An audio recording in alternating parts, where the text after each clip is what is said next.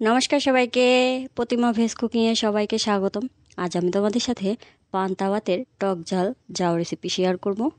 এখানে আমি পরিমাণ মতো পান্তা ভাত নিয়েছি, আর এই ভাতটা কিন্তু একটু গলে যাবে সেই অবস্থায় নিতে হবে। আর এই পান্তা ভাতের যে জলটা আছে সেই জলটা কিন্তু ফেলে দেওয়া যাবে না। এবার দিয়ে দেব ফোড়ন, ফোড়নে দিয়ে দেব সয়াবিন তেল, আর দিয়ে দেব কাঁচামরিচ। ঝালটা তোমরা তোমাদের পছন্দ অনুযায়ী দেবে। কাঁচামরিচটা একটু ভেজে নিয়েছি। এবার দিয়ে দেব শুকনো মরিচ। শুকনো মরিচটা একটু লাল লাল করে ভেজে নেব। শুকনো মরিচ ভাজা হয়ে গেছে। এবার দিয়ে দেব গোটা জিরা। জিরাটাও একটু লাল লাল করে নেব।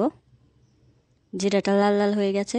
এবার ভাতগুলো দিয়ে দিলাম, আর বাড়তি করে যে জলটা ছিল সেই জলটাও দিয়ে দিলাম। এবার সব কিছু মিশিয়ে নেব।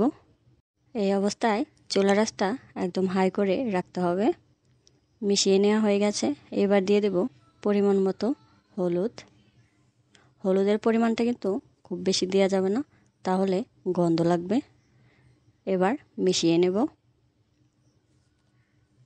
মিশিয়ে নেওয়া হয়ে গেছে। এবার দিয়ে দেব পরিমাণ মতো লবণ।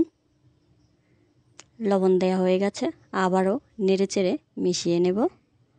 এই পান্তা ভাতের জাউটা কিন্তু গরম গরম অবস্থায় খেতে খুবই মজা লাগে, আর এই জাউটা কিন্তু টক টক ঝাল ঝাল লাগে।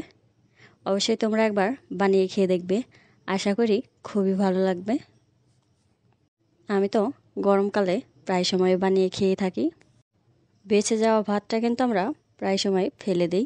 সেই ভাতটা এবার থেকে ফেলে না দিয়ে এভাবে একবার জাউ বানিয়ে খেয়ে দেখবে, আশা করি খুবই ভালো লাগবে। পান্তা ভাতের জাউটা কিন্তু হয়ে গেছে।